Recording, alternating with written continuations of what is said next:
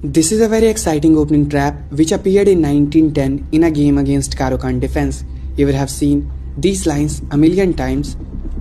We capture the pawn, knight is getting developed. A very surprising move from white side, queen d3. It is also one of the top moves recommended.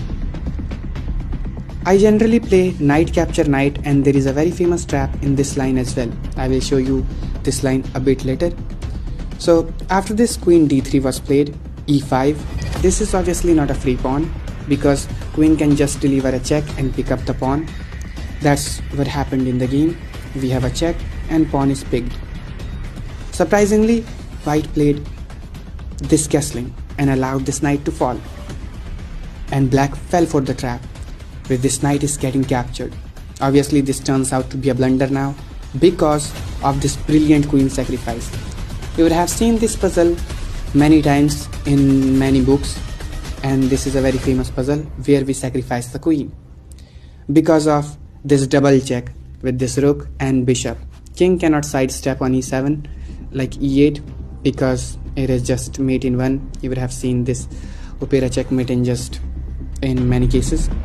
So king has to go to other place, but it is not helping, and we see the brilliant checkmate again, rook and bishop delivering the checkmate.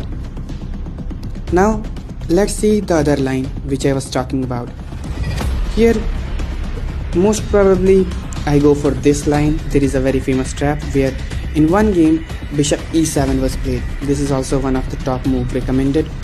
We threaten checkmate, not checkmate but check in one. So just castle was played, knight e2, you defend the pawn, and we are ready to castle and everything seems fine.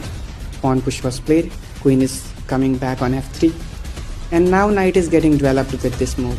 Why this knight move is good? Because knight is trying to challenge the bishop, and knight can also take the outpost in some cases in the center.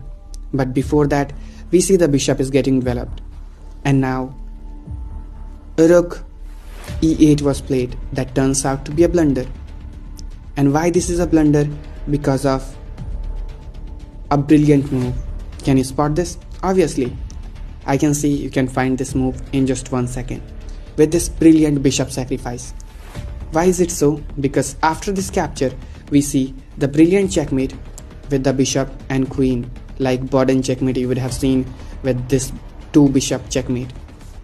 And if we do not capture that, let's say the king is moving, we capture the rook and we are up the exchange. Bishop is very strong and we're gonna castle, put the rook in the center